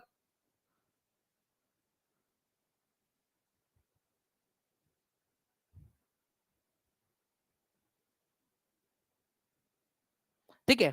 देखिए फ्रेंड्स, अगर मैं आप लोगों को बात करूं यहाँ पर मैं इस पर्टिकुलर क्वेश्चन की, ठीक है, तो अर्थ एंड मून तो हो नहीं सकता है एक साइज के आप लोगों के, ठीक है, एक साइज का आप लोगों का। ओके, आप लोगों का सैटर्न एंड अर्थ भी नहीं हो सकता, आपका शनि ग्रह जो है वो बहुत बड़ा है हमारे पृथ्वी के मुकाबले में, ठीक है। अर्थ एंड मार्स की अगर मैं बात करूं आप लोगों से, अर्थ एंड मार्स की, अर्थ और मार्स की, तो मार्स जो है हमारे पृथ्वी का आधा साइज का है, आधा, ठीक है, लगभग लगभग आधे साइज का है, ठीक है, ये आप लोगों ने याद रखना है। ओके, मैं आपको बताना चाहूंगा कि 3 ग्रह ऐसे हैं, ठीक है, जो लगभग लगभग सेम साइज के हैं, लगभग, ठीक है। अगर इस ऑप्शन के अनुसार मैं चलूं आप लोगों से, तो वो है आप लोगों के सबसे पहला प्रेफरेंस आपको देना था अर्थ एंड वीनस को। ये एक्चुअल क्वेश्चन है, एग्जाम में पूछा गया, अर्थ एंड वीनस। लेकिन अगर अर्थ नहीं दिया हुआ है, तो एक और ग्रह है जो हमारे हमारे आकार का पास पास का ही आता है, ठीक है, वो मर्क्यूरी। तो मर्क्यूरी एंड वीनस आप यहां पर में लगा सकते हो, मर्क्यूरी एंड वीनस, ये आप लोगों को याद रखना है, मर्क्यूरी एंड वीनस। अगर अर्थ ना दिया हो ऑप्शन में तो, ठीक है, अगर अर्थ, ठीक है, मर्क्यूरी अर्थ ना दिया हो ऑप्शन में तो की बात कर रहा हूं मैं, पहला प्रेफरेंस अर्थ एंड वीनस को देना है। ये एग्जाम का क्वेश्चन था, इसी वजह से हम इसमें कुछ नहीं कर सकते, ठीक है। एग्जामिनर चाहता है कि आप अपना दिमाग लगाइए, ठीक है। तो हम जो है यहाँ पर में सबसे पास वाला क्या आंसर लगाएंगे यहाँ पर में, ठीक है, मर्क्यूरी एंड वीनस, लगभग लगभग जो है उनका यहाँ पर में पास में है, और सेम आकार और जो है वजन के इस तरीके से वो दिखाई पड़ते हैं हम लोगों को, ठीक है। चलिए नेक्स्ट क्वेश्चन की तरफ में आगे बढ़ते हैं। इसका आंसर ऑप्शन नंबर ए माना गया था एग्जामिनर के द्वारा भी, ठीक है, एक्चुअल क्वेश्चन है वो, एग्जाम का ऑनलाइन शिफ्ट में पूछा गया। नाउ फ्रेंड नेक्स्ट देखिए यहाँ पर में, the light of the sun takes about 6 minute to reach the earth, ठीक है। बताइए यहाँ पर में क्या लाइट को 6 मिनट लगते हैं हमारे पृथ्वी तक पहुंचने में। नील आर्मस्ट्रांग जो है वो पहला व्यक्ति था जिसने चंद्रमा के ऊपर में कदम रखा था 21 जुलाई 1969 को। ये आप लोगों का डू यू नो के अंदर में दिया हुआ है, नील आर्मस्ट्रांग वाला। तो light of the sun takes about 6 minute to reach the earth, ठीक है, ये गलत है आपका। तो सही आंसर क्या होगा आप लोग बताइए कमेंट करके, ठीक है, आप कमेंट करके बताइए जल्दी से। और नील आर्मस्ट्रांग जो है फ्रेंड्स पहला व्यक्ति था जिसने 21 जुलाई 1969 को कदम रखा था चंद्रमा के ऊपर में, ये आप लोगों का क्या है, बिल्कुल सही है, ठीक है। अब कुछ लोग बोलेंगे कि सर वो तो 20 जुलाई इंटरनेट पे दिखाता है। मेरे लाल एनसीईआरटी के अंदर में जो है ना, मैं आप लोगों को बता दूं, एनसीईआरटी के अंदर में आप लोगों को 21 जुलाई दिया हुआ है डू यू नो के अंदर में, ठीक है। तो 8 मिनट 8.3 मिनट का समय लेता है, ठीक है, 8 मिनट 20 सेकंड आप जिसको बोल सकते हो, ओके। तो 150 मिलियन किलोमीटर या 15 करोड़ किलोमीटर दूर है, और 8.3 मिनट्स का समय लेता है, ये याद रखना है, रोशनी सूरज से पृथ्वी तक पहुंचने में, ठीक है।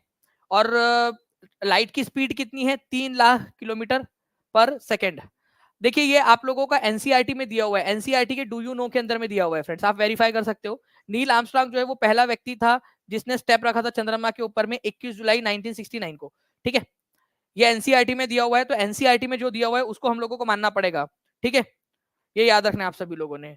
हिंदी के अंदर में सही दिया हुआ है, अच्छा यहाँ पर में आप लोग देख सकते हो हिंदी के अंदर में सही दिया हुआ है बोल रहे, तो यहाँ पर में अभी का फिलहाल में 6 मिनट लगा लीजिए आप लोग, ठीक है, 6 कर लीजिए, हिंदी के अंदर में वहां पर में करेक्शन करने से रह गया था, ठीक है। चलिए कोई बात नहीं, आप लोग हिंदी के अंदर में सही दिया था, तो हिंदी वालों के लिए आंसर आपका बोथ हो जाएगा, इंग्लिश वालों के लिए ए हो जाएगा, ठीक है। हिंदी वालों के लिए कोई इशू नहीं है, ये अच्छी बात है कि आप लोग जो है अपना दिमाग लगा रहे हो यहाँ पर में, हिंदी के लिए बोथ करेक्ट हो जाएगा, ओके, हिंदी के लिए बहुत करेक्ट हो जाएगा, अच्छी बात है, आप लोग दिमाग लगा पा रहे हो, ये बहुत बढ़िया है। नाउ फ्रेंड्स, कौन से ग्रह घड़ी की दक्षिणावर्त दिशा में घूमते हैं। दक्षिणावर्त दिशा का मतलब होता है क्लॉकवाइज डायरेक्शन, घड़ी की दिशा में घूमना। हमारे सोलर सिस्टम के अंदर में 8 ग्रह है, ठीक है, उनमें से केवल 2 ग्रह को छोड़ दिया जाए तो बाकी सारे एंटी क्लॉकवाइज दिशा में, घड़ी की उल्टी दिशा में घूमते हैं, ठीक है, घड़ी की उल्टी दिशा में। केवल 2 ग्रह ऐसे हैं, ठीक है, जो घड़ी की दिशा में घूमते हैं या क्लॉकवाइज डायरेक्शन में घूमते हैं, केवल 2 ग्रह। And thank you very much friends, आप सभी लोगों का 2000 प्लस आप लोगों ने लाइक्स यहाँ पर मैं कर दिए हैं, ठीक है। तो बहुत बहुत शुक्रिया आप सभी लोगों का, और जिन लोगों ने भी चैनल को सब्सक्राइब कर दिया है उन लोगों का भी बहुत बहुत शुक्रिया, और आगे में भी ऐसे ही आप लोगों के लिए फ्रेंड्स कंटेंट जो है वो लाते रहेंगे। तो देखिए अगर मैं बात करूं इस पर्टिकुलर क्वेश्चन की आप लोगों से, तो वीनस और यूरेनस, ठीक है, शुक्र और यूरेनस ऐसे 2 ग्रह हैं जो घड़ी की दिशा में घूमते हैं, बाकी कोई ग्रह जो है वो घड़ी की दिशा में नहीं घूमता। केवल 51% लोगों ने सही आंसर दिया है, तो वीनस और यूरेनस क्लॉकवाइज डायरेक्शन में घूमते हैं। बाकी सारे कौन सी डायरेक्शन में घूमते हैं, वो बाकी के सारे घूमते हैं घड़ी की उल्टी दिशा में, एंटी क्लॉकवाइज डायरेक्शन के अंदर में घूमते हैं। ये भी एक इंपॉर्टेंट वाला पॉइंट है आप लोगों का, प्लीज इसको भी याद रखिएगा आप सभी लोग, ठीक है। तो नेक्स्ट क्वेश्चन की तरफ में आगे बढ़ते हैं। पृथ्वी का जुड़वा ग्रह किसको माना जाता है, जल्दी से 10 सेकंड के अंदर में आंसर कर दीजिए आप लोग। 1 2 6 7 8 9, 10, आप लोगों का समय समाप्त। आंसर जो है फ्रेंड्स आपका शुक्र ग्रह, यूरेनस जो है आपका, वीनस जो है आपका, उसको आप लोग पृथ्वी का जुड़वा ग्रह मानते हो। क्यों मानते हो? ठीक है, पृथ्वी का जुड़वा ग्रह क्योंकि अर्थ के साइज एंड शेप के लगभग बराबर है, इसी वजह से अभी मैंने आपको थोड़ी देर पहले बताया इसको अर्थ का ट्विन माना जाता है, पृथ्वी का जुड़वा ग्रह माना जाता है। अच्छा, सोलर सिस्टम का सबसे गर्म ग्रह कौन सा है? ये भी क्वेश्चन आ सकता है आप लोगों से। सोलर सिस्टम का सबसे गर्म ग्रह कौन सा है? तो वो है वीनस, सबसे गर्म। ठीक है, क्यों? क्योंकि वहां पर में बहुत सारी कार्बन डाइऑक्साइड है। कार्बन डाइऑक्साइड से क्या होता है सर? कार्बन डाइऑक्साइड एक ग्रीन हाउस गैस है जो हीट को रोक कर रखती है, पकड़ के रखती है, जाने नहीं देती।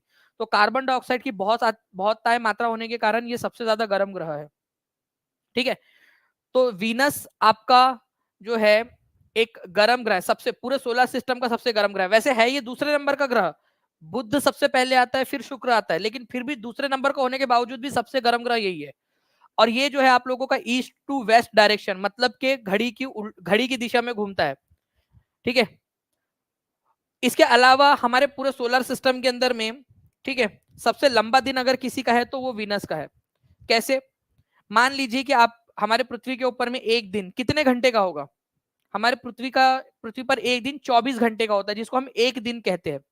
जब हमारी पृथ्वी के 243 डेज होंगे ना, तब जाकर जो है वो वीनस के ऊपर में एक दिन होता है। कितने लोगों को पता था ये बात? सबसे लंबा दिन, या आप लोग ये बोल सकते हो कि सबसे लंबा जो है यहाँ पर में परिक्रमण किसका है? ठीक है, आपका, या घूर्णन किसका है? तो सबसे अधिक लंबा घूर्णन या रोटेशन, ठीक है, रिवॉल्यूशन नहीं, रोटेशन, सबसे लंबा रोटेशन कौन लेता है? 243 डेज, पृथ्वी के 243 डेज के बराबर लग जाते हैं वीनस को। ठीक है, ये भी आप लोग याद रखोगे। नेक्स्ट क्वेश्चन की तरफ में आगे बढ़ते हैं हम लोग। यहाँ पर में देखिए, यहाँ पर में एक क्वेश्चन है आपका, a satellite is a celestial body that moves around the planet. Satellite जो है या उपग्रह वो होते हैं जो आपके खगोलीय पिंड है, जो ग्रहों के चारों ओर घूमता है। चंद्रमा लगभग 27 दिनों में पृथ्वी का चक्कर लगाता है। चंद्रमा की सतह पर पहाड़, मैदान और गड्ढे हैं। बताइए इसका आंसर क्या होगा? सभी लोग जल्दी जल्दी से आंसर करते रहेंगे। A satellite is a celestial body that moves around the planet. एक उपग्रह एक खगोलीय पिंड है जो ग्रहों के चारों ओर घूमता है। ठीक है, बिल्कुल सही बात है। एक ग्रह के चारों ओर घूमने वाले खगोलीय पिंड को सैटेलाइट या उपग्रह कहते हैं। जैसे हमारा चंद्रमा हमारे पृथ्वी के चारों ओर घूम रहा है। Moon moves around the earth in around 27 days. ठीक है, वो 27 दिन में 27 दिनों के अंदर में एक चक्कर लगाता है। ये भी बिल्कुल सही बात है। ठीक है, 27 दिनों के अंदर में। ठीक है, तो ये बिल्कुल सही है आपका।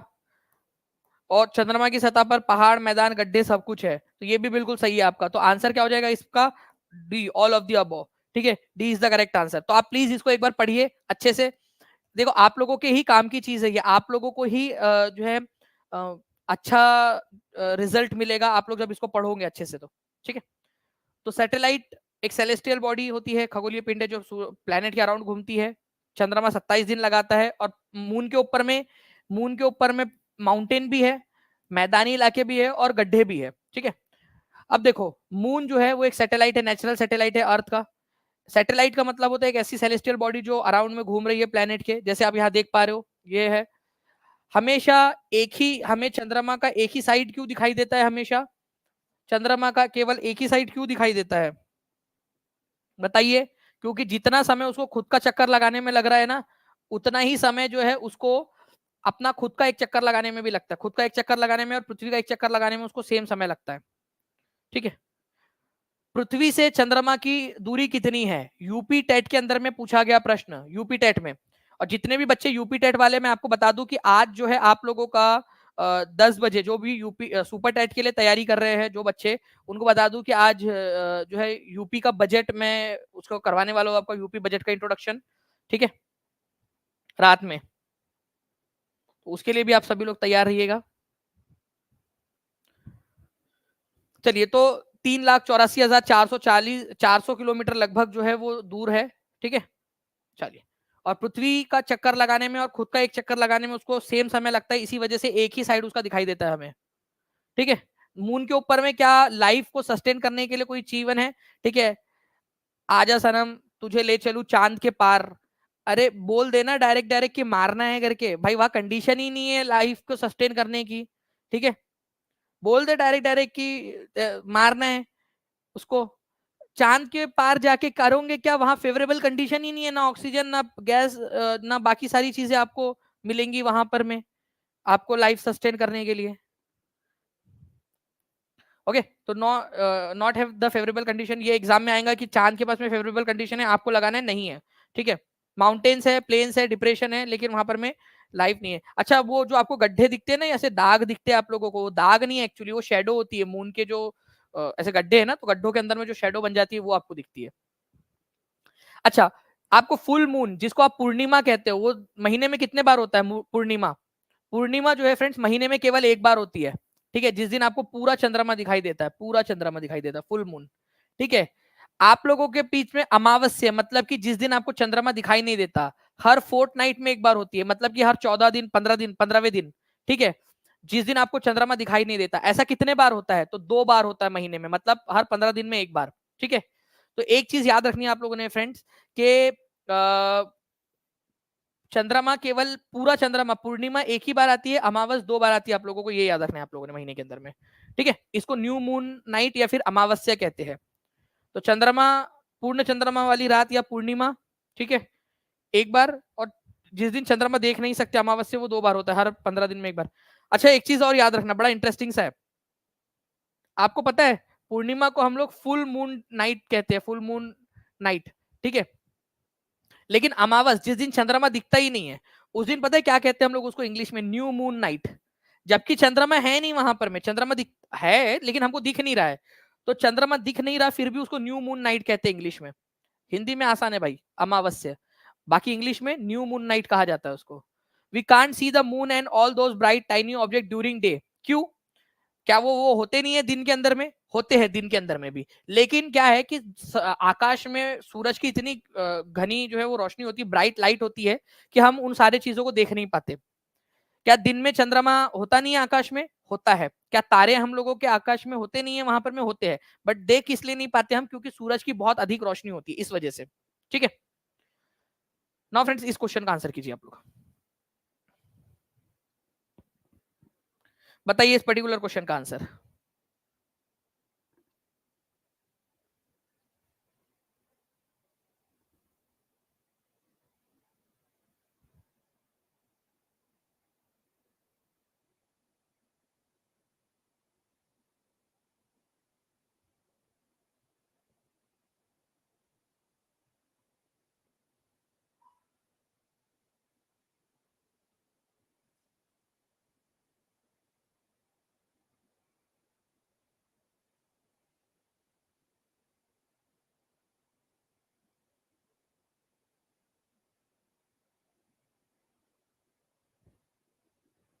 वो अवेलेबल है यूपीएससी लाइव जी, आप जो है ना ऐप के ऊपर में अगर आप देखोगे तो आपको मिल जाएगा, जो पेड ऐप की क्लास है ना उसके अंदर में आप लोगों के लिए बिल्कुल अवेलेबल है।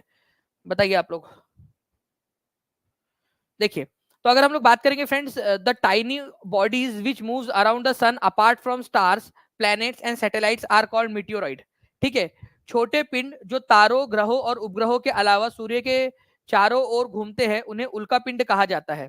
ठीक है, छोटे पिंड जो तारों ग्रहों और उपग्रहों के अलावा सूर्य के चारों ओर घूमते हैं उन्हें उल्का पिंड कहा जाता है, ये याद रखना है आप सभी लोगों ने। ठीक है, मतलब के छोटे पिंड जो तारों ग्रहों और उपग्रहों के अलावा सूर्य के चारों ओर घूमते रहते हैं उनको उल्का पिंड कहते हैं। उल्का पिंड मंगल और बृहस्पति की कक्षाओं के बीच में पाए जाते हैं।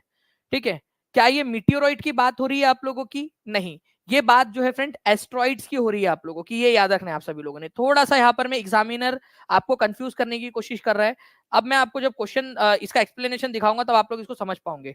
देखिए, ये हमारे प्लैनेट्स है जो सूरज के अराउंड घूम रहे हैं। ठीक है, उनके उपग्रह जो है वो अपने प्लैनेट्स के अराउंड तो घूम ही रहे, लेकिन साथ साथ में सूरज का भी जो चक्कर लगा रहे हैं वो। लेकिन उनके अलावा जो है फ्रेंड्स एस्ट्रॉइड्स है, ऐसे टुकड़े हैं, ठीक है, जो सूरज का चक्कर लगा रहे हैं, किसके बीच में? मंगल ग्रह और जुपिटर, मंगल और बृहस्पति ग्रह के बीच में। तो ये जो मंगल और बृहस्पति ग्रह के बीच में जो चक्कर लगा रहे हैं ना टाइनी बॉडीज आपकी, पथरीले ग्रह, ठीक है, बर्फ से बने हुए हैं, पत्थर से बने हुए हैं, ठीक है, वो उनको एस्ट्रॉइड्स कहा जाता है, क्षुद्र ग्रह कहते हैं। क्षुद्र ग्रह, क्षुद्र ग्रह जो है ये मंगल और बृहस्पति की कक्षा के बीच में घूम रहे हैं, ये बहुत ही इंपॉर्टेंट है। ठीक है, ऐसा माना जाता है कि यहाँ पर में एक ग्रह हुआ करता होगा जो ब्लास्ट हो गया, टूट गया कई वर्ष पहले, बहुत करोड़ों वर्ष पहले टूट गया, विस्फोट हो गया, और उसके ही टुकड़े जो है वो अलग होकर यहाँ पर में अभी भी चक्कर लगा रहे हैं। ठीक है, टूट गया लेकिन उसके चक्कर लगा रहे हैं अभी यहाँ पर में।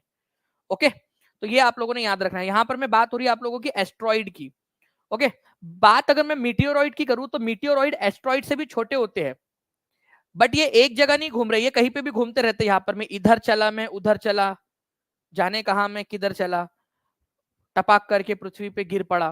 ठीक है, वो वैसा वाला काम है उनका। एस्ट्रॉइड बेचारे अपने मस्त एक नंबर अपनी जो है ना डिसिप्लिन के साथ में सूरज का चक्कर लगा रहे हैं मंगल और, ठीक है, मंगल और बृहस्पति ग्रह ग्रह की कक्षा के बीच में चक्कर लगा रहे हैं डिसिप्लिन में। बट मीटियोरॉइड जो उल्का पिंड होते हैं ना, वो नादान परिंदे इधर उधर घूमते रहते हैं वो, और कई बार ऐसा होता है कि पृथ्वी के ऊपर में भी गिरते हैं। तो पृथ्वी पे उल्का एस्ट्रॉइड नहीं गिरता कभी भी। एस्ट्रॉइड गिरेगा ना तो खत्म हम लोग। ठीक है, कोई जीवन नहीं बचने वाला। मीटियोरॉइड एक तो छोटे होते हैं एस्ट्रॉइड के मुकाबले में, ठीक है, एस्ट्रॉइड बड़े होते हैं थोड़े, मीटियोरॉइड उनसे भी छोटे होते हैं, और मीटियोरॉइड इधर उधर घूमते रहते हैं। तो मीटियोरॉइड जो है ना वो कई चट्टानों के टुकड़े होते हैं जो कई बार पृथ्वी के पास आ जाते हैं और पृथ्वी के ऊपर में गिरते हैं। आप लोगों ने देखा होगा पृथ्वी के जब ऊपर में जब वो गिरते हैं तो ऐसा गड्ढा बन जाता है, इसको कहते हैं क्रेटर। क्या कहते हैं आप लोग? ठीक है, क्रेटर्स बोलते हैं इसको, हॉलो क्रेटर्स बोलते हैं इसको, ये याद रखना आप लोगों ने। अच्छा, इसके अलावा एक और चीज बताता हूँ आप लोगों को मैं, कि आप लोगों ने कभी टूटता हुआ तारा देखा होगा। टूटता हुआ तारा देखकर आप लोग जो है यहाँ पर मैं उससे प्रे करते हो, भाई टूटते हुए तारे प्लीज सीटेट क्लियर होने से पहले, और जो है बीपीएससी डीटीपीएसबी की केवीएस की एग्जाम आने के पहले नेहा के घर में कोई रिश्ता मत आने देना, सबको मना करवा देना। ठीक है, प्लीज भगवान तक मेरा मैसेज पहुंचा देना। और वहां पर मैं वो उल्का पिंड सोच रहा है, अरे पागल लड़के, यहाँ मेरी खुद जली पड़ी है, अभी मैं थोड़ी देर में बचूंगा कि नहीं बचूंगा पता नहीं मेरे को। ठीक है, और मेरे से प्रेयर मांग रहा है यहाँ पर में। अब आप सोचो कि आपको जो है यहाँ पर में जोर के मिर्ची लगी, आपने तेज खाना खा लिया, और आपसे कोई बोले कि भाई यार सुनना, मेरे को एक बात करनी है तेरे से, ठीक है, एक दुख साझा करना है, तो आप बोलेंगे भाई तू रुक जा पहले, मेरे को तेज लगा है। वो जल रहा है पृथ्वी के ऊपर में गिरने से, वो पृथ्वी के घर्षण से जल रहा है, वो देख रहे हो आप। और उसकी जो टूटता हुआ तारा जो है ना, वो कोई टूटता हुआ तारा नहीं है, वो उल्का पिंड है जो पृथ्वी पर गिर रहा है, और पृथ्वी के वातावरण में हवा जो है ना हमारी यहाँ पर में, उसके वजह से उसका घर्षण हो रहा है यहाँ पर में। ठीक है, वो उससे जल रहा है, घस के चल रहा है। वो पृथ्वी तक पहुंच पाएगा कि नहीं पहुंच पाएगा, उसका खुद का फ्यूचर डिसाइड नहीं, आप अपने फ्यूचर के लिए दुआ मांग रहे हो उससे। और इस तरीके से वो कभी अगर मान लो छोटा बहुत थोड़ा बहुत हिस्सा उसका गिर भी जाए, ठीक है, पहले वो बहुत बड़ा था, फिर हवा में जल के जितना भी बचा वो फटाक करके ऐसा क्रेटर बनाता है। ठीक है, चलिए इस क्वेश्चन का आंसर करिए आप सभी लोग। बिल्कुल दे सकते विकास भगवती जी, मैं वो जो ऐप है ना आपका, उसी के अंदर में मैं वो दे दूंगा। और मैं आपको बता दूं वो फ्री ऑफ कॉस्ट है, आपकी जो टेस्ट है ना वो फ्री ऑफ कॉस्ट है, कोई किसी को भी वो 1 रुपए वाला कोर्स खरीदना नहीं है, वहां लिखा हुआ है साफ साफ डोंट बाय। ठीक है, थोड़ा सा दिमाग लगाओ वहां पर में।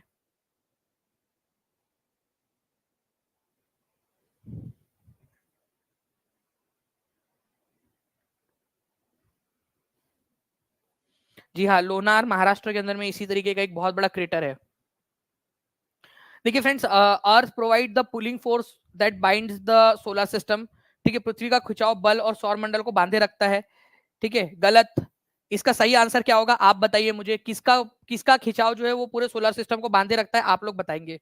ठीक है, outer planets are far from sun and made up of rocks.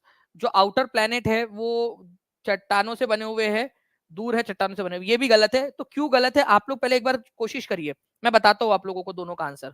तो पहली बात तो यहाँ पर में आप लोगों का क्या होना चाहिए, यहाँ पर में सन होना चाहिए। ठीक है, आउटर प्लैनेट जो है वो दूर है, और चट्टानों से नहीं बने हैं वो चट्टानों से नहीं, वो गैस से बने हुए, गैस और लिक्विड से बने हुए हैं, गैस और लिक्विड। ठीक है, गैस और लिक्विड। ओके, गैस और तरल पदार्थों से बने हुए, तो ये आप लोगों ने याद रखना था। तो इसका आंसर जो है फ्रेंड्स आप लोगों का हो जाएगा, आपसे क्या पूछा है, करेक्ट वाला पूछा है, तो ना आपसे both A and B are false हो जाएगा, यहाँ पर में D is the correct answer. ठीक है, तो आपके जो शुरुआती प्लैनेट्स है, ठीक है, ये जो शुरुआती प्लैनेट्स है, मंगल, आपका बुध, शुक्र, पृथ्वी, मंगल, ठीक है, ये, और उसके बाद वाले जो प्लैनेट्स है आप लोगों के, ये बड़े वाले प्लैनेट्स है, आउटर प्लैनेट्स कहा जाता है इनको, आउटर। और ये जो आउटर प्लैनेट्स है ना आप लोगों के, ये आउटर प्लैनेट गैस और लिक्विड से बने हुए हैं, और ये जो इनर प्लैनेट्स है आपके, ये चट्टानों से बने हुए, रॉक से, रॉक, ठीक है, रॉक से बने हुए। तो आउटर प्लैनेट गैसियस प्लैनेट, जिनको जोवियन प्लैनेट भी कहा जाता है। ठीक है, असंख्य छोटे पिंड जो सूर्य का चक्कर लगाते हैं तथा मंगल और बृहस्पति की कक्षाओं के बीच में पाए जाते हैं, क्या कहलाते हैं? ठीक है, बताइए जल्दी जल्दी से। सचिन सर से मैं रिक्वेस्ट करूंगा कि प्लीज जल्दी से यहाँ पर में आ जाए हमारे मैनेजर साहब एक बार।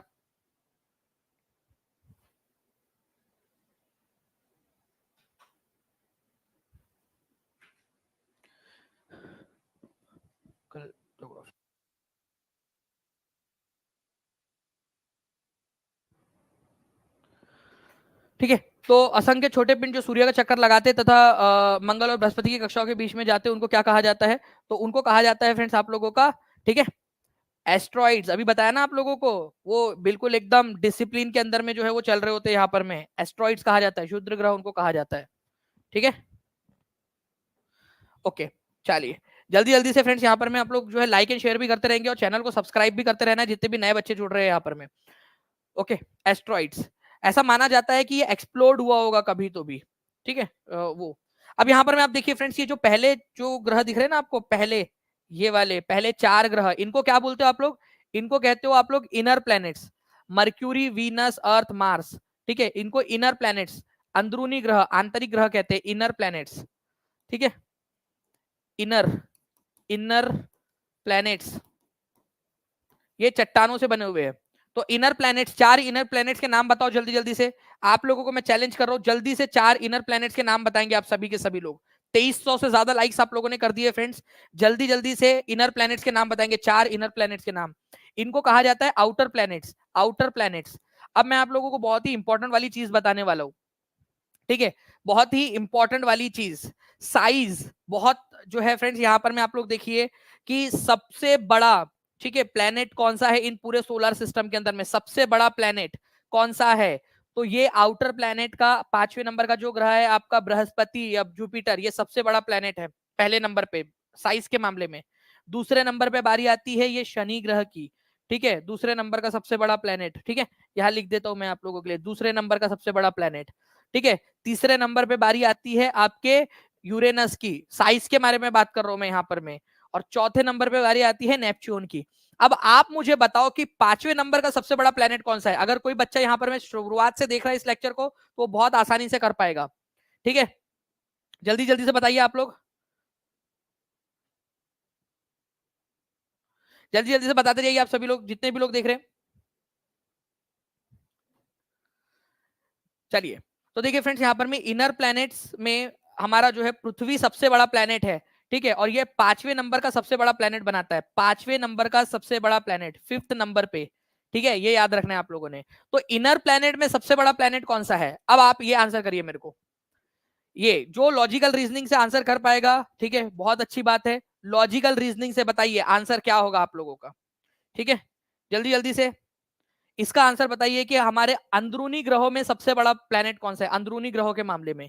तो अंदरूनी ग्रहों के अंदर में पृथ्वी सबसे बड़ा प्लेनेट है, ये याद रखना है, ठीक है, पृथ्वी। ये भी क्वेश्चन बन सकता है एग्जाम के अंदर में आप लोगों से, इसको भी आप लोग जरूर याद रखिएगा, ठीक है। चलिए नाउ फ्रेंड्स, नेक्स्ट पॉइंट की तरफ में हम लोग आगे बढ़ते हैं। आप लोगों के एक बड़ा सा क्वेश्चन आप लोगों के स्क्रीन के ऊपर में ये रहा, देखिए, we do not feel heat and light of countless twinkling stars in the night sky as they are very far away from us. हम जो है रात में आकाश में असंख्य टिमटिमाते तारे हैं, अब तारे हैं तो उनकी हीट और लाइट भी होंगी, मैंने आपको बताया ना कि तारों के पास अपनी खुद की हीट और लाइट होती है, हम उनकी गर्मी और प्रकाश को अनुभव क्यों नहीं कर पाते? क्योंकि वो हमसे बहुत दूर है। सही बात है भाई, बात तो सही है, इसके अंदर में क्या बात है ना, एकदम सही बात है, वो बहुत दूर है हमसे। अर्सा मेजर या उर्सा मेजर जिसको कहते हैं नक्षत्र मंडल, 7 तारों का समूह है जिसे सप्त ऋषि भी कहा जाता है। आपको बताया ना वो चम्मच जैसी आकृति बनती है, 1 2 3 4 5 6 7 ऐसे चम्मच जैसी आकृति बनती है।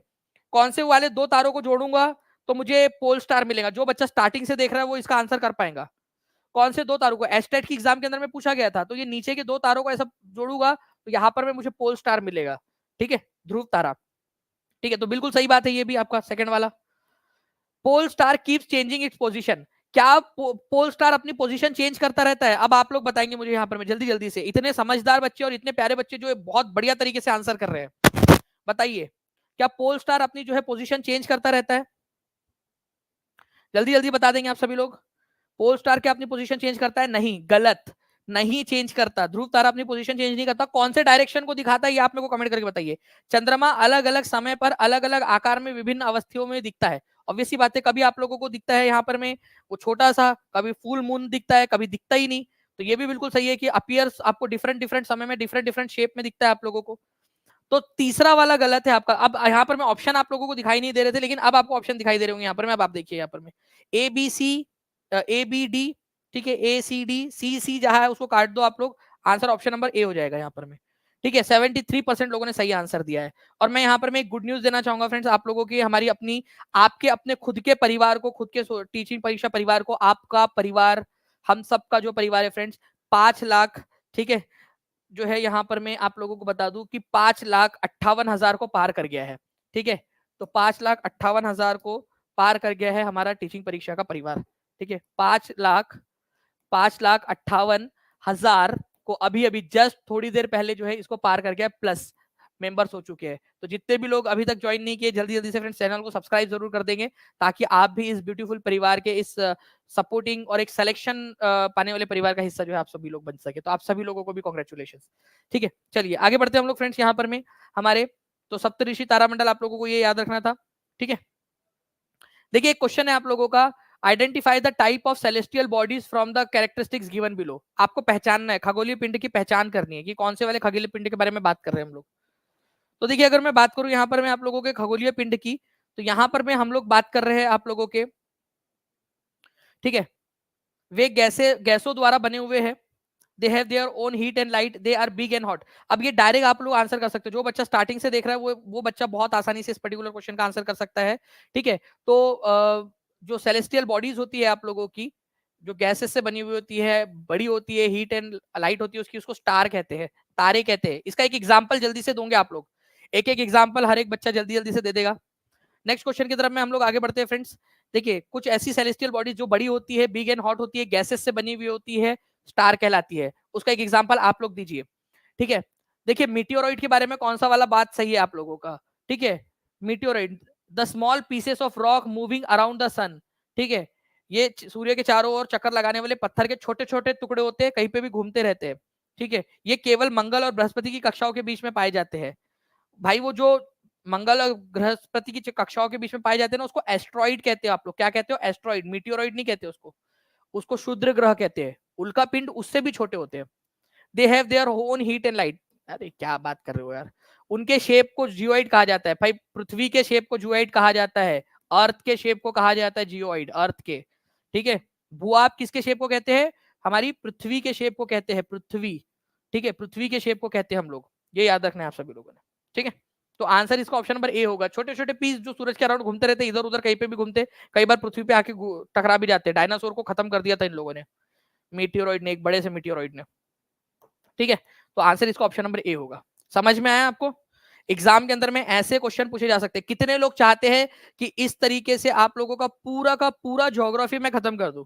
ठीक है, कितने लोग चाहते हैं पूरा एक एक टॉपिक? देखिए एक एक टॉपिक उठा के मैंने कितना डिटेल में कराया। अब आपका 60 में से 60 लाने का सपना किसके मन में जो है उम्मीद जाग रही है कि 60 में से 60 लाया जा सकता है?